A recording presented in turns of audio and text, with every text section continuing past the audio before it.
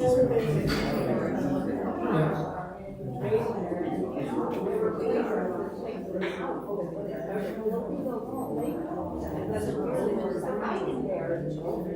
we are live.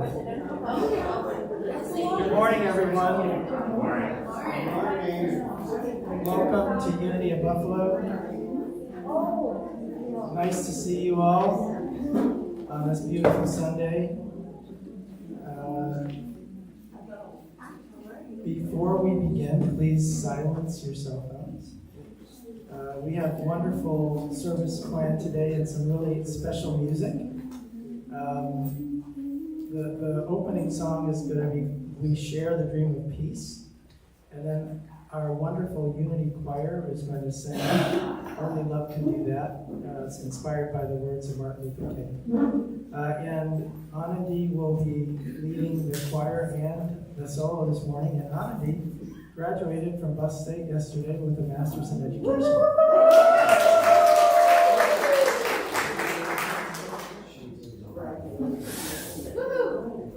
So please turn off your cell phones as we begin with We Share the Dream of Peace.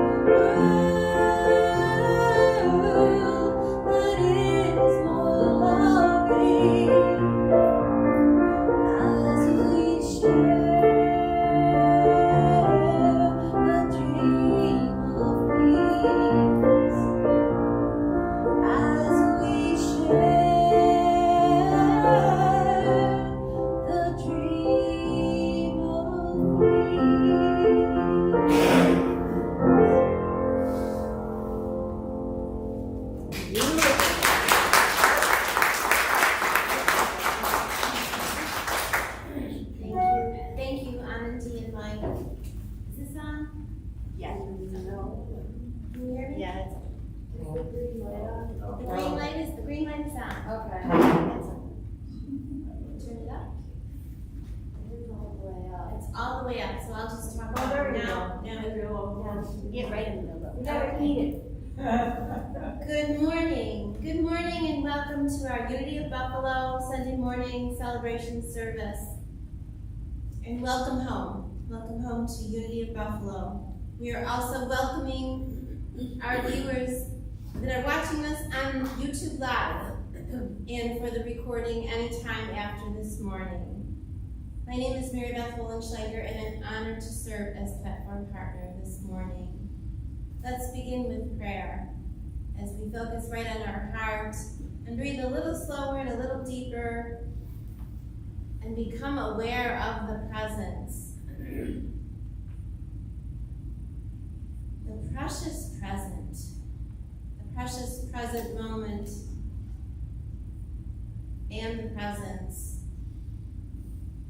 As we breathe a little slower and a little more deeply, we affirm our gratitude for this beautiful day, this gratitude for being together, to share, to connect, to remember we are love, that we are all love, and so it is. Amen. Please join me in affirming our unity invocation. There is only one presence and one power, living as the universe and as me, God good, omnipotent. And let's affirm together the truth statements for our ministry, our vision, a world of love, peace, and abundance for all. Our mission, practicing the presence of God through prayer, education, service, creativity, and community. And our core values, loving, spiritually centered, inclusive, respectful, and compassionate. And today, our daily word reader is Mary Ann Stevens. And our word for today is forgive. I begin my journey of forgiveness.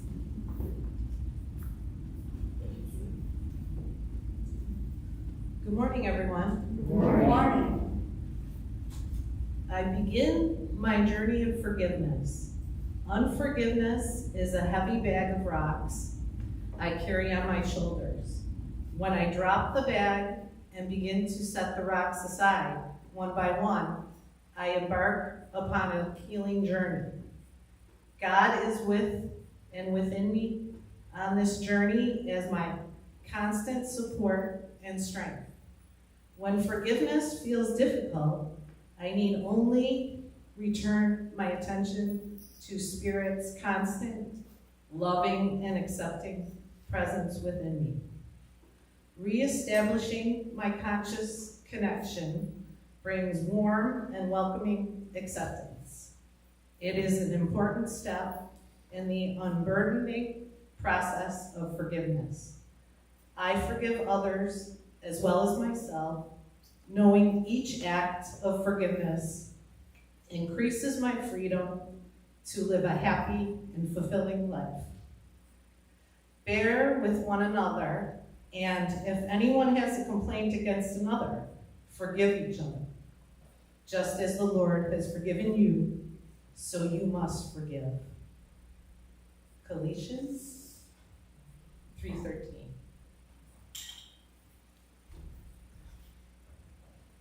Thank you, Mary Ann. And now it's time to bless our prayer box. So if Mary Ann's doing double duty today. Reader, daily word reader, prayer box, bring her up. She's going to ask for a raise. Today we are including in our prayers Mary Frank and Julie Muscades for continuing healing. So prayers can be placed in the prayer box at any time, or you can just hold the prayer in your heart. And as we focus on those prayers that are deep within our hearts. Those prayers for healing. Those prayers for forgiveness.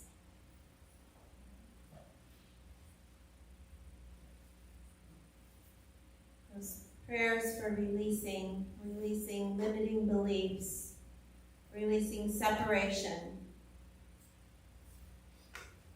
releasing that which no longer serves us.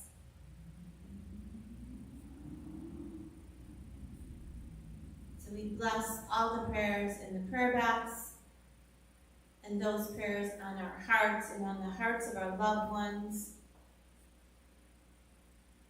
All those who have asked for prayers and all those that may feel they don't have anyone to pray for them. We pray for them now. Sweet universe,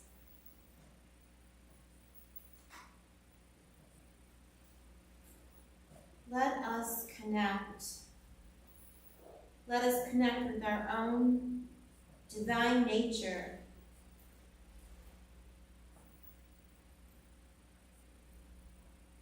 Let us remember we are spiritual beings having this human experience.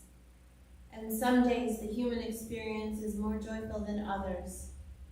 So for those days when it's not very joyful, we release that. We remember we are here, we are learning to remember.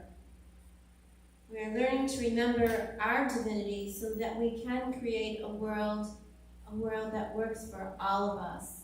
And it begins with forgiveness. So we forgive ourselves.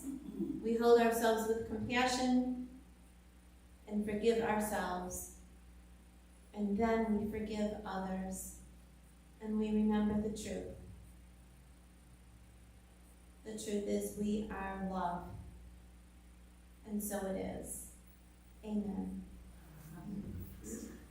And we will have a prayer chaplain available in the lighthouse corner of the sanctuary for one-on-one prayer service, for one-on-one prayer after the service. And now we'd like to take a moment to remember the love that shopped last Saturday, May 14th, their last shopping trip. And we're just going to take a moment of silence and hold these beautiful 10 people, these beloved 10 that have left behind, family and friends. And we trust that healing is coming forth from this horrific experience. We just focus on our hearts and allow our hearts to fill up with love and send that love to every cell in your body. And then let's share that love with each other.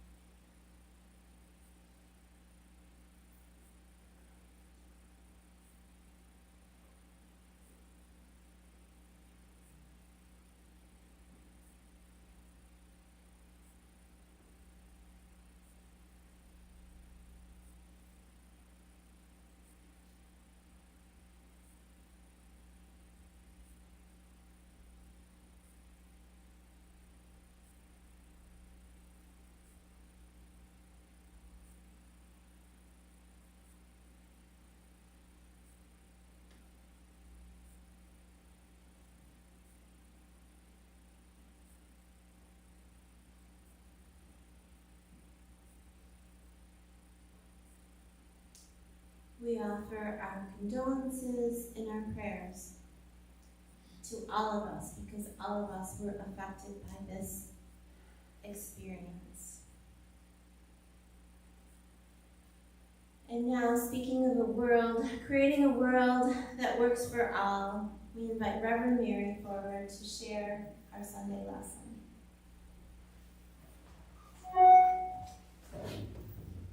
Thank you. Thank you, Mary Beth, and Take your notes and I'll use my notes. Well, good morning. And, oh boy, I don't know about you, but this has been a rough week. I know I've been feeling the emotional effects of this and talking to a number of people. And someone described it as sort of like there's a blanket of grief over our city. And I know I've been experiencing waves of it. In fact, I'll just be honest with you, on Thursday morning, I was on a conference call with some other unity ministers, and it was kind of a once a week check-in, sharing, and I just lost it. I just fell apart on the call. On a Zoom, I was screaming, I was crying, you know, and it was a safe space for me to just let it all out. I just needed to do that. And I guess it just made me aware so much of how important it is that we all need to have some safe spaces where we can let our feelings come up when we need to, or talk about, or just all that, have a breakdown so we can have a breakthrough, as I like to say. And you know, last week I talked about trauma and the effects of trauma, how it's collective, it's individual, it's historic, it's systemic, and all that is true about grief as well. You know, we are experiencing collective grief. So, you know, just to be aware, I just sort of like, this is like a public service announcement, you know, that there are symptoms of grief. And if you experience, you know, prolonged, if you're feeling numb, or if you're feeling down, if you're feeling lethargic, just know that that's natural and it's human and it's part of the process. And if feelings of grief from other losses are coming up, and if you need to reach out for help, please do. To me or to others, or create those safe spaces. Let us be that for each other. And, you know, as I've thought about it, that one of the things that we most need right now is hope. You know, a sense of hope. And that's one of the things I love about this book we're studying, Our Moment of Choice. And I know some people are in a spirit group and some people are just reading the book on their own, but it's filled with so many examples of hope. And that's what we need. And then another book showed up on my doorstep a couple days ago. The CEO of Unity World Headquarters, Jim Blake, has written a book, The Zen Executive, Gem's Wisdom for Enlightened Leadership. And I thought, oh, that's just what I needed to talk about today. And you know, he says that staying positive is about faith in the future, but not disregarding the pain and suffering of the current moment. And so I wanted to begin today with the same story that I shared with you last week, the story about the great eagle from the Chippewa tradition. And the story is that there's a great council of spirits in the sky, and they got together and they were feeling like, oh man, humanity is really messed up. They've had so many chances to get it right, be more loving and take care of the environment and do the right, and they just keep missing the mark and maybe this is it. We should just let humanity perish and, you know, start over again from scratch.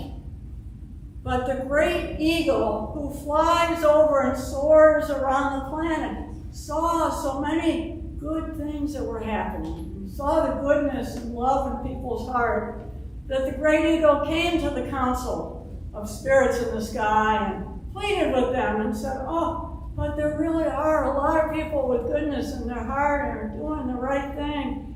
And he pleaded with the council, she pleaded with the council, and the council said, okay, you're right. As long as there is still one good person doing kind and loving and the right things, then the world will be allowed to continue.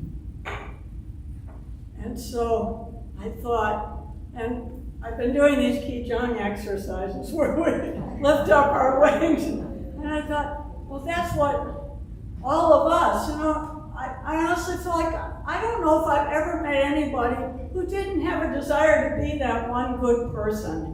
That we all want to do the right thing, but sometimes, something stops us or we're not sure what we can do to make a difference. But I thought we need to be like the great eagle, and the great eagle, and we are like that in many ways. The great eagle can soar up to the highest point, see things from a higher perspective, see things that the rest of us don't see when we're down here in the midst of things. And the good eagle speaks up, goes to the council and says, look at all the good things that are happening, and I can see the goodness in people's heart. And I thought, that's who we need to be in the story, is the one who lifts up higher to see the goodness. And then when we see examples of it, we need to spread the word. We need to tell people, oh, there's something really good happening over on this corner, and this nonprofit, and this organization, and Unity of Buffalo. And that's, being the good eagle.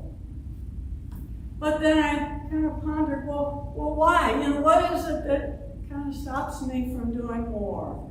Or what keeps us from doing all that we can do? Oops, back.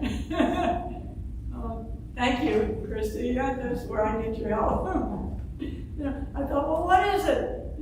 This week I texted Brother Sam and I said, what can we do to help? And his first response was prayer. He said, pray.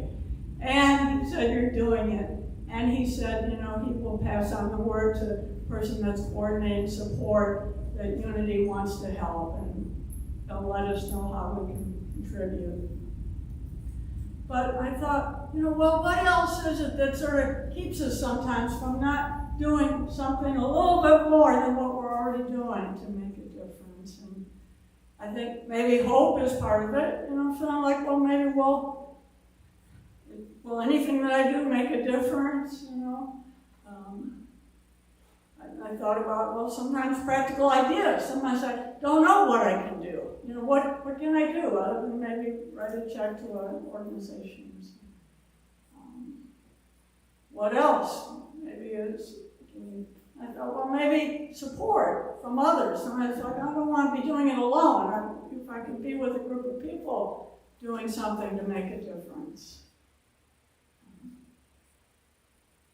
Well, maybe wondering if what I have to offer is good enough. Do I really have anything to offer that could make a difference? Or sometimes just fear of moving out of my comfort zone. That these are some of the things that I know for me are the reasons that I hold back rather than taking one more step forward. And so today I wanted to kind of use as an outline for my talk 4 points that are in one of the chapters for our reading this week that the Spirit Groups is studying, this our moment of choice. And it's about, the author says that this is a way to move from being a business, being a traditional leader, to being a business warrior monk. I like that, but it gives us 4 core principles that I thought were really helpful, and we can go to these now. The first one is orientation to spirit, clarity of purpose, embracing critical qualities or values, I'd say, and redefining success. And so the first item, orientation to spirit. Well, gosh, that's what we talk about all the time. It's like in all things, first and foremost, get grounded in spirit. To remember that we're not, as Mary does, that we're not human beings having a spiritual experience. We're spiritual beings having a human experience. And so all that implies, it implies that there is a spiritual dimension to life, that there is something beyond what we can see with our eyes or touch or feel, but to develop a knowing with a capital, all caps, K-N-O-W, knowing that it's there, that it's real, that all things are interconnected, and that spiritual dimension is our source of power and comfort and guidance. And as I shared last week, I learned part of the Celtic wisdom is to know that the universe is always conspiring in our favor, even when we can't yet see it. So it just kind of reminds me of, Charles Fillmore said, go first to God and then to man as God directs. Go first. I've been feeling that a little bit this week, that everybody's sending me email. Here's another great idea. Here's another great, here's a great talk. You ought to listen to this one. Here's somebody else said this. And it's like, oh, it's all wonderful, but it's like I just can't take it all in. I need to just pause and say, now what do I need to go to headquarters. I need to go to my own headquarters to write this talk, because I can't include everybody's ideas that I've gotten in an email this week. We'd be here till 2 o'clock, and I don't think I'll stay here that long, so go first to headquarters. And we can indeed put together our spiritual experience, our spiritual resources with our human experience. And that's where I like the idea that this book puts together two words that we may not have often thought about putting together. Conscious business. And this would be the next one. Conscious business. Wow. We're going to talk about business, and we're a church? What? Can we do that? But I thought, conscious. First of all, I wanted to kind of just break it down into two parts. Conscious means being aware. It means waking up. It means consciously aware of the spiritual dimension of things in the midst of everything. And also being aware of our human condition. Not having our eyes closed to it, but being aware of what's going on. And so, here's a few things a few kind of clues that I thought of that would help us. Economy.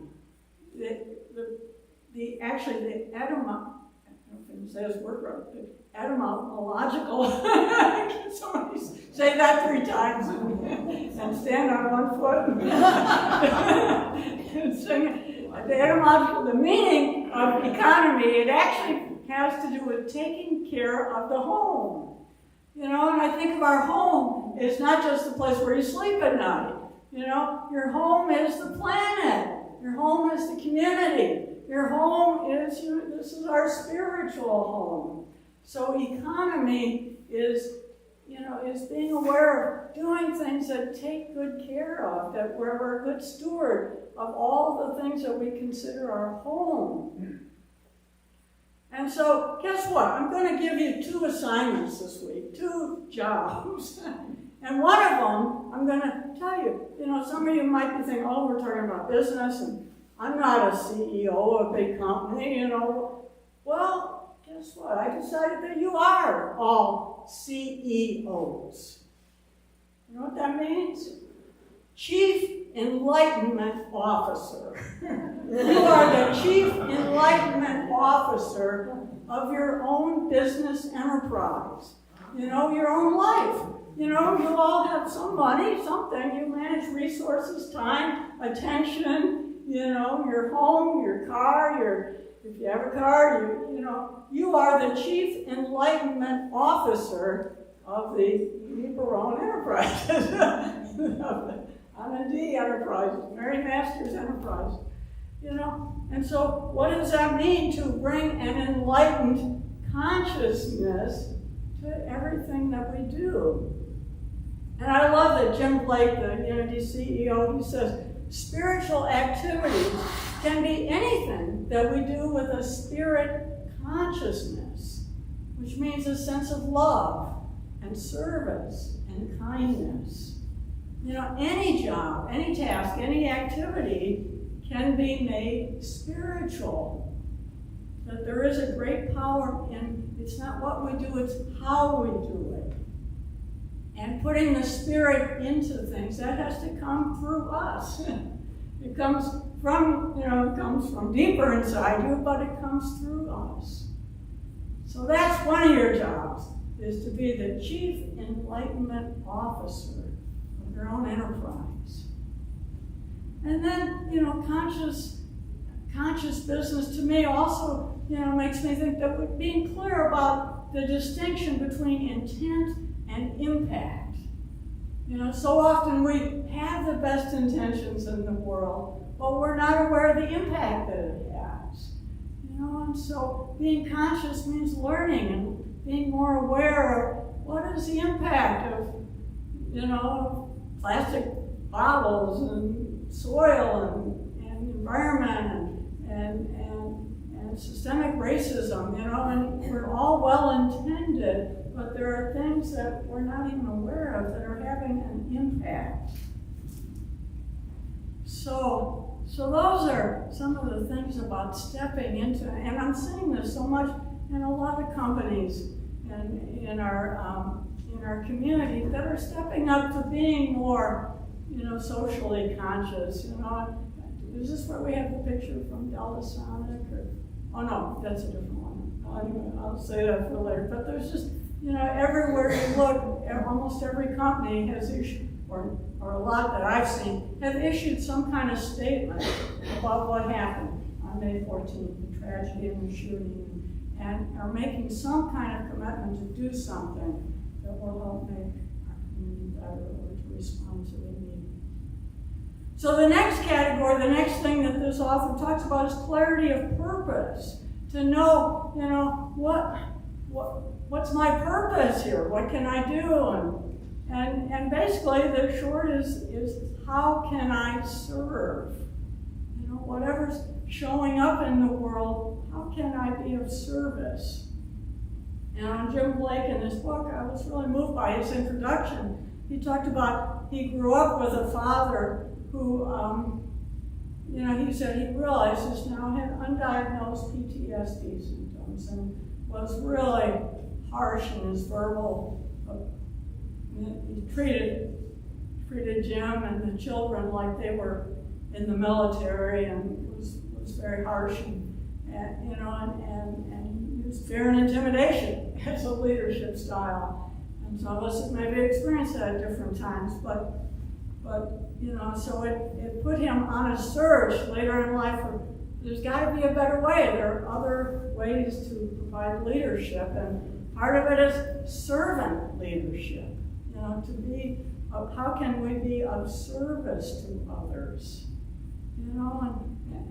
And I realize, that asking that question, how can I be of service, doesn't mean that we're people pleasers or that we can always say yes to everything.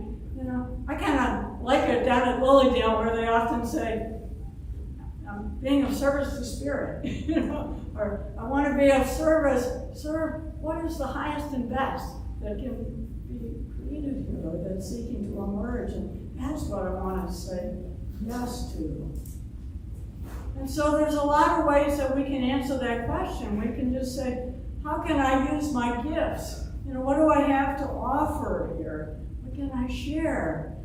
There's a woman that cuts my hair that I know some of the rest of us go to. She has a neighborhood children's reading circle in her backyard. She's president of her block club here in the city of Buffalo, and there's a number of families with small children. And every Saturday, the kids gather in her backyard, and she has a children's reading hour. She's creating a safe space once a week for those kids to come together and share in young families. And I thought, and I can tell that she loves doing it so much. She gets as much or more out of it than the kids do.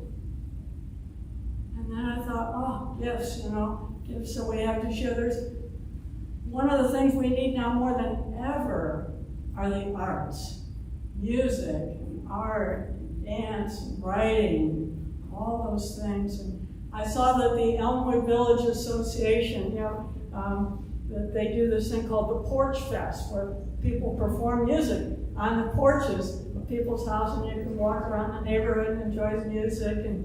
And they had held it yesterday, and I think at first they thought, should we cancel it or not do it? And instead they made it a fundraiser to raise money for Feed More, that's helping to feed people now in the Jefferson Avenue community.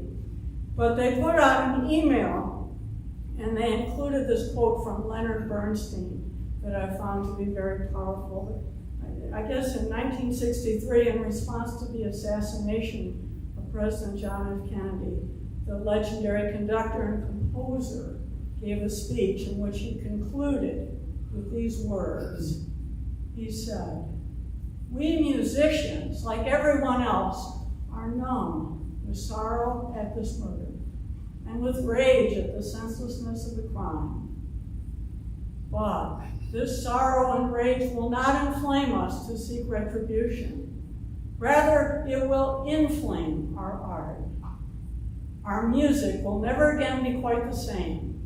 This will be our reply to violence. To make music more intensely, more beautifully, more devotedly than ever before." I thought, wow, that's giving our gifts to the world. And then this week, Regina Jackson called me, who's been back and forth from here in Boston, and now she's in town again, been part of it. She said, "I teach workshops on writing to heal, and could I offer something on the peace part?" And, it's just like she just looked at herself. She said, "What do I have to give?" And she said, "I'd like to offer that." And I said, "Yes." So today at 11:30, if you'd like to join us, either out in the Peace Park or downstairs if it's not conducive outside, she's going to offer a journaling workshop on writing to heal. So all these things are ways that we can just look within ourselves and say, what do I have to give?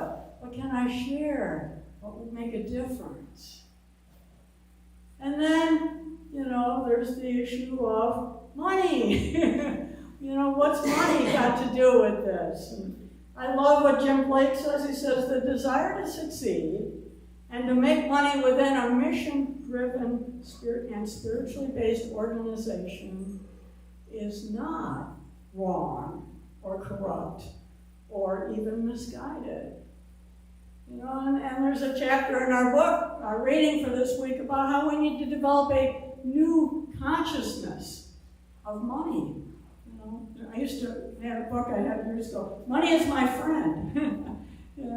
Sometimes, the author of this article, Sarah McCrump, she says that so often people are afraid to make money by doing something good in the world. And then if you believe that money corrupts or it's inherently evil, then it makes it virtually impossible to try to grow any amount of good that you can do in the world. So she shares a little bit of her story about how she grew in relationship to her understanding about money. And this is actually a really good exercise. I've done this before, and I highly recommend. She said she did a journaling exercise. She wrote down the question, what does money want to say to me? Just put a dollar bill in front of you, or $100. What does money want to say to me? And she just journaled and wrote what came. And the first thing that came to her was, and this is money talking to her, I would like to tell you to love me. And then the prompts came more. Smile at me, collect me, enjoy me, spend me, use me for good purposes. I am energy. I'm powerful and I'm beautiful. She said when she went back and read again everything that she wrote, after, how when you journal, it's just kind of stream of consciousness, you let it come. She said it brought tears to her eyes, that she had never conceived of money in this way, as that it could be an energy of love and generosity, and something that could spark human connection, healing, creativity. And we know, of course, some people use money to do harmful things. But the point is that has nothing to do with the true nature of money. It was just the consciousness of some people and how they use that energy. But so it really behooves us, and that's what the point of this article is, to clean up our relationship with money, to let go of this stuff about that I don't deserve it, or it's not good, or it's evil, to get really comfortable with large sums of money. And so, I just have to say, as the Chief Enlightenment Officer of your enterprise, let's take these two thoughts into mind. And here's a couple of quotes from Sarah in the book. She says, money is an energy or a presence of love and generosity that flows through our world, connecting us all together in vast threads of exchange and service. And she goes on to say that it's only when we come to understand the powerful energy behind our financial systems, to know that it's intended to be supportive, generous, unlimited, available to all, and loving, that then we can relax in its presence, delight in sharing our gifts and creativity, and freely accept its financial rewards and other gifts. So Richard, why don't you put that on your business cards and send that out to your client? I don't know if that would expand the consciousness of people. But so these are all resources we have, and another resource is our youth. I feel like there's a reason why Jesus said, let the little children come to me. One of the chapters in our book talks about youth-led social enterprises. I have to just tell you, in my day, this kind of dates me. In my day, little kids thought about doing good things by maybe having a lemonade stand, raise some money to do something good. Or in my case, it was parting with some of my big collection of comic books, selling comic books to support a local. But today, young people are equipped with cell phones and computers and social media and using those things for good causes. And I could go on and on with lots of examples. I know kids raising money to pay for a well in a village in Africa, or community art projects. Or a few years ago, I talked about in Detroit, groups started this sit-on benches. They noticed that a lot of the bus stops didn't have any place to sit while you're waiting for the bus, and they created an enterprise building these sit-on benches with a free lending library underneath them. Pop-up stores, or community gardens like the Massachusetts Avenue Project, and on. So, I don't mean to be an ad for Delta Sonic, but when I was going through getting my car washed this week, I couldn't help but notice they had almost all the people working there wearing these Buffalo Strong shirts. Buffalo, city of good neighbors. And it's just another way of making a statement about who we are and who we want to be. So we've talked about clarity of purpose and how do we do this, and then critical qualities, discipline and humility. We need to be really focused, like a highly trained athlete, to be that great eagle that looks around.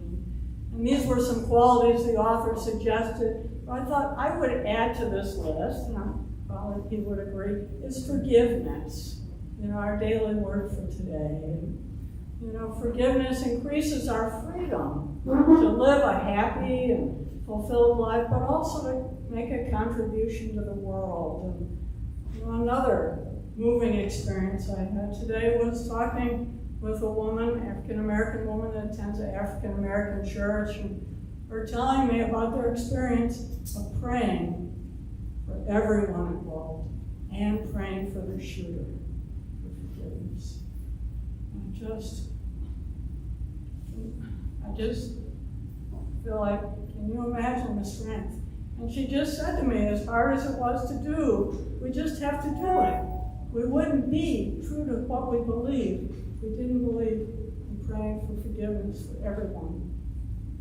Not that people don't need to be held accountable for their actions and so forth, but forgiveness with no exceptions. And I thought, wow, when I hear that if there's even one person in our community that has the strength and the clarity and the wisdom and the courage to do that, it makes me feel like, wow, the things that I'm struggling with forgiveness about are pretty small compared to that. And so then the redefining success, what does that look like? And it's just that knowing, it's that quote from Goethe, knowing that, there are unseen forces that, that once we fully commit, once we take a step in one direction, providence moves too. All sorts of things occur to help one that would have never otherwise occurred. In our life, that the universe rushes in to meet us. And I like to think that that's like the wind beneath the wings of the eagle. That there's a reason why eagles can soar way so high. Is because they trust the wind, that the wind is carrying them through good times and through turbulent weather. And that we need to trust that wind is carrying us too, through good times and through turbulent weather. And so you have two assignments this week: to be the chief enlightenment officer of your enterprise, and to be the great eagle, and to see the goodness, to see the hope, and to trust the wind beneath your wings. I feel like there's so many examples of hope and good things being done, that we truly are on the edge in our moment of choice, the book title, Our Moment of Choice. And I wanted to share this very short poem, Come to the Edge, by an English poet, Christopher Logue. It goes like this: "Come to the edge," he said. "We can't. We're afraid we might fall," they responded. "Come to the edge," he said. "We can't. It's too high. We will fall," they responded. "Come to the edge," he said. And so they came, and he pushed, and they flew. And so we can fly too. And so now we're ready to, if you'll join me in. This really worked. This is a great qigong exercise. And our choir is going to share with us a song to get us started on our meditations today.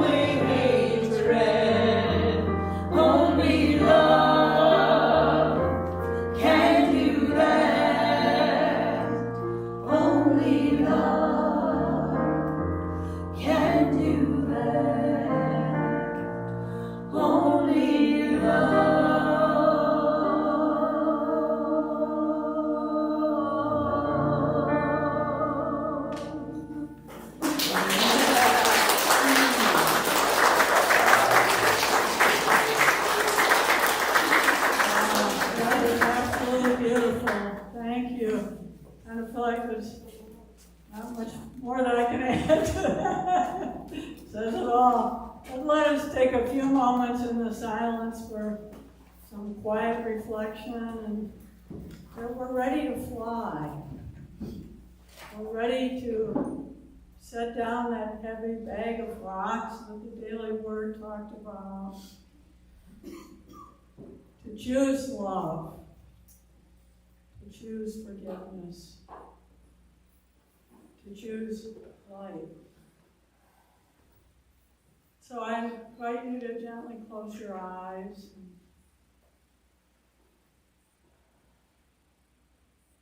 This is a time to affirm that this is a safe space. Here in our community of Buffalo community, but also in your heart. This is a safe space.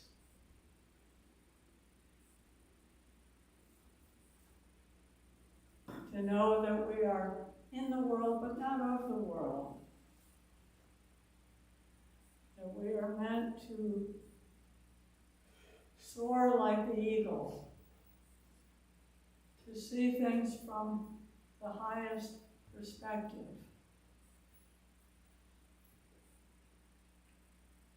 And then point out the good, to strengthen that, to give that our energy, to be the voice, the champion, the spreader of good news. As Jesus said, go and share the gospel.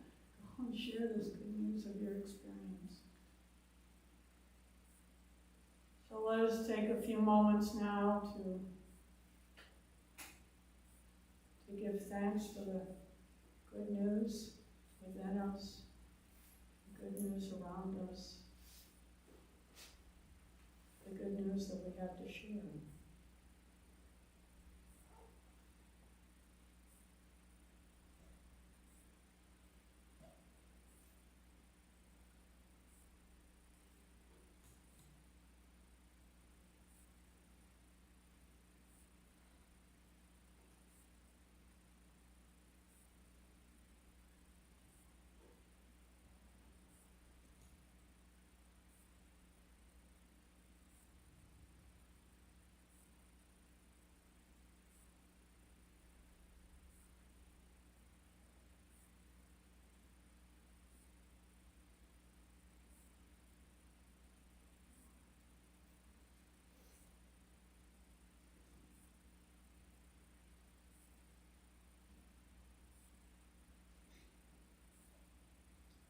For whatever harm I have caused others, may they forgive me.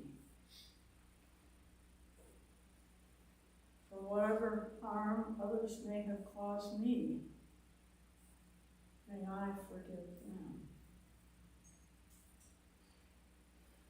For whatever harm I may have caused myself, I forgive myself.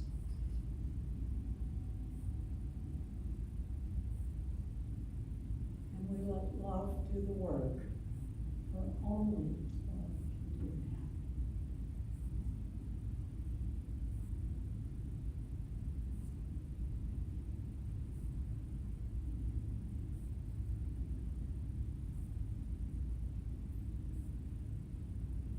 And so, I invite you to take a few deep breaths.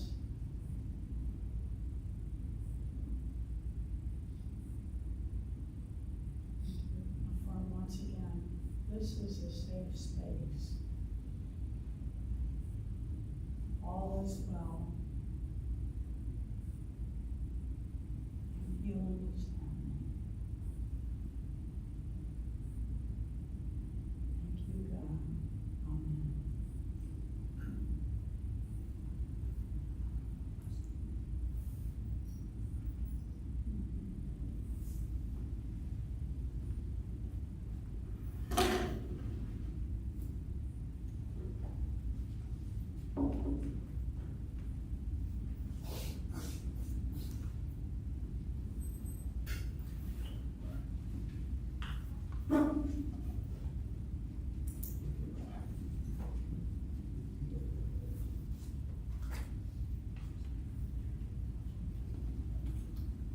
Thank you, Reverend.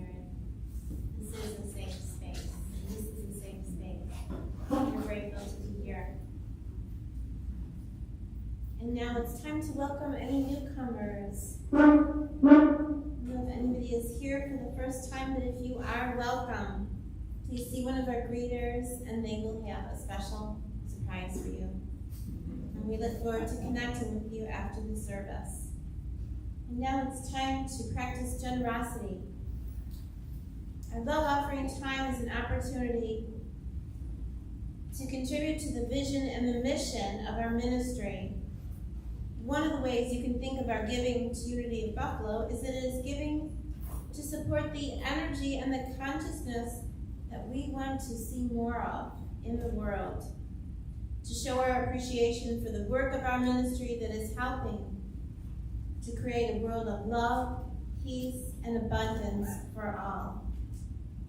Some of us give our offering during the week online, through the mail, or on a monthly basis. And some of us give during the Sunday service here, or all of those ways. Your generous support makes a big difference, and we appreciate all of your gifts. Let's take a moment to bless our offerings here today before the greeters begin.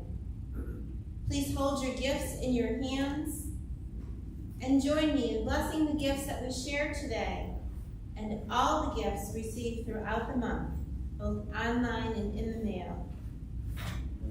Divine love, through me, blesses and multiplies all that I am, all that I have, all that I give, and all that I receive. Freely I give, and freely I receive. Thank you, God. And now for the greeters, please begin to pass the offering bags. Thank you.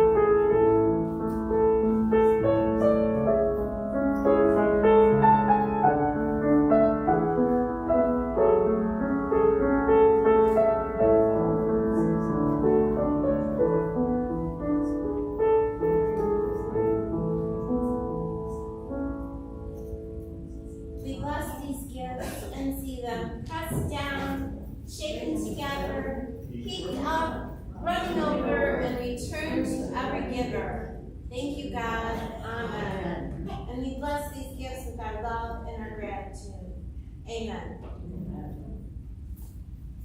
And now it's time for our transformation. It's time for our transformational opportunities. And we have a couple things going on today. We have this beautiful new gallery reception today. Judy, would you like to come up? All are welcome, and you can please come to meet the artists. And we do need a few volunteers after the service to bring some tables up from the basement and move the chairs aside. And Judy is going to share a little bit more about it. Thank you. Good morning, everyone. Good morning. Thank you for all the help that you're going to supply. Because we need to move the chairs and stack them away from the art. We will move them like in clusters, leave a seating room right in front of here and maybe over there. But we want people to be able to get close to the paintings and enjoy them. And please stay to meet the artists. They're so looking forward to meeting you. I know there's lots of wonderful things happening here today, so I hope we can fit it all in. Okay, is there any questions about anything? I can help you with the setup of the chairs, and I have a lot of stuff out in the foyer, and so does Diane. So any help you can give would be so much appreciated. Thank you. How many artists are represented here? How many, Diane? 12 artists here. They're all gonna be. I hope so. One of the girls is in Thousand Islands. So thank you. So I'd like to introduce you to another opportunity for this afternoon, well, at 11:30 today, a Writing to Heal workshop with Regina Jackson. Guys, great. So I had a chance to do an interview, a live interview during the event in the park. At the Tops a couple of days ago. After I talked to Reverend Mary about giving the event, having the meeting here, and it was a wonderful opportunity to promote the whole event. The fact that this place is unity. It's my old home. It's the city of good neighbors and old friends. All of my old friends are here. Okay. So I was I was touched by, the mass shootings, so much so, and I just said, like Reverend Mary, your message resonates so warmly with me. What can we do? Right? And because of these principles, that's where I was guided. What can we do? What can I do? And the voices of the people who poured into me, Reverend Mary is one of those people, the voices that poured into me will no longer allow me to play small in the world. And so I just wanted to share that I had this idea. I took a camp concept, a writer's camp concept, and I changed the name of it to Writers for Healing, because it's been my experience for the last 25 years that you can use, that writing can become a healing tool. The actual process of taking this thought, feeling, idea and let it transfer through your body into the hand onto a page, right? And then writing freely in a safe space and then sharing with the individuals in the space. And that's where the power of the healing comes from. The act of, it's not just one thing, it's the whole process of, creating a safe space first. And this is a safe space, and it always has been. And we have challenged, and we have tackled, and we have overcome, and we continue to deal with the issues, we continue to battle with the issues in our lives together, as these moments unfold in our lives. So Reverend Mary offered the space for that purpose. So this afternoon, after service, we will have this is the first meeting. And I don't know who all will show up. I just made the invitation. We said what we needed, and we hope that there will be enough interest that we can continue the workshops, and that eventually, so the goal would be to have numerous workshops that would end in writing compiled together into an anthology, and everybody's writing would make them a published author. They would present they would present their writing in front of a friend and family at a reception. They would get a copy of that anthology and a certificate, and also those anthologies would be available to many other people. So it would be my hope that we take this grief and all the other feelings around it and transform it into something of great good. And those are the unity principles that I was raised with, and that's how I want to take on the world in a big way.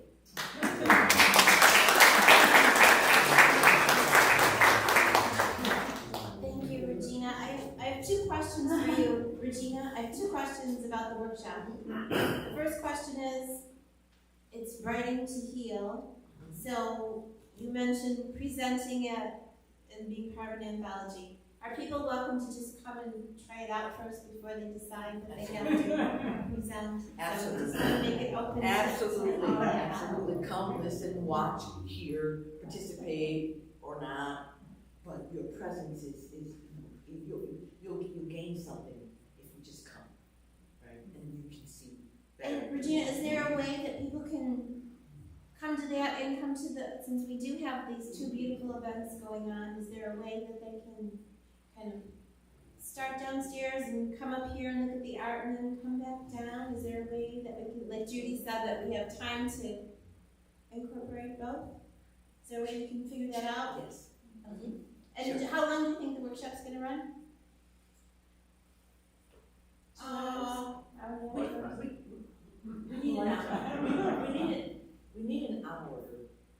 we need an hour of sharing. We need an hour of sharing and this, so that I can describe, if someone hears, you know, if someone comes into the workshop who wasn't at the church service, then I'll need to start all over again with that introduction. Okay, so I needed time to create the space for, and I did invite some people. I did encourage them also to come to the service, but it was hard for me to be here for the service and the workshop. So hopefully we'll get some more people and yeah, let's figure it out. This is a great I see the word and I've also used art work as a tool or as a medium for writing, as a prompt for writing as well. So this could be a lot of fun. Yeah, absolutely. And you're starting downstairs or in the Peace Park? Well, it won't be in the Peace Park because of the rain, and I just assumed that.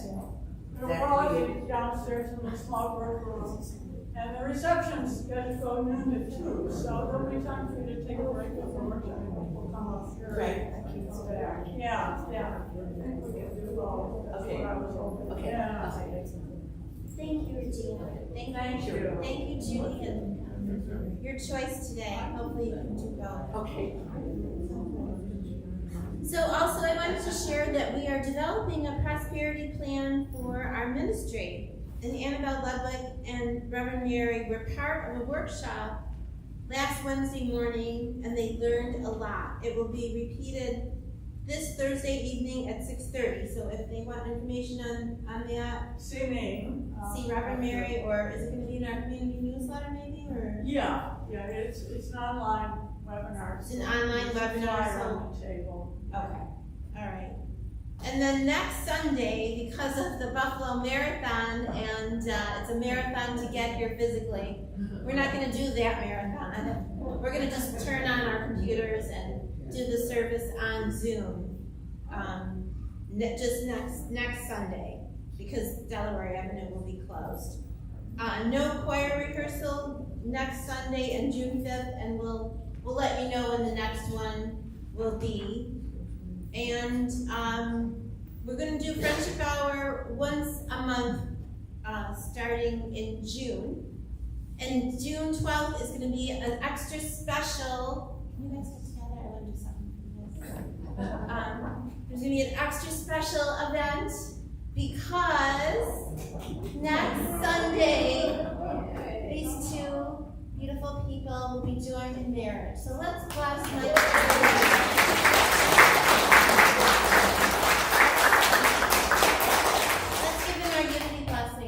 We love you, we bless you, we appreciate you, and we behold the Christ in you. So next Sunday we're going to do, or not next Sunday, scratch that, June 12th, which is, so next Sunday will be on Zoom, then the next Sunday is June 5th, and it's our prayer chaplain dedication, which is a special service, and then June 12th, we're going to have a potluck reception with Mike and Ahnandhi. So if you'd like to contribute to a gift for them, there's a box on the sign-up table and also a list of food that could be shared on June 12th. So please sign up and let us know what you'd like to bring. Okay, I think that's everything. Oh, Mike? Marge Flores is a long-time community member from before. She has been quite sick. So there's her address and phone number, and if anybody, drop her a message. Is she still local? Yeah, I got the address. Okay. She's in Amber. It's Marge Norris. Yeah. So if you'd like to send Marge a note, I'm sure she'd appreciate that. Okay. Now we're ready to close our service with the prayer for protection. The light of God surrounds us. I am light. The love of God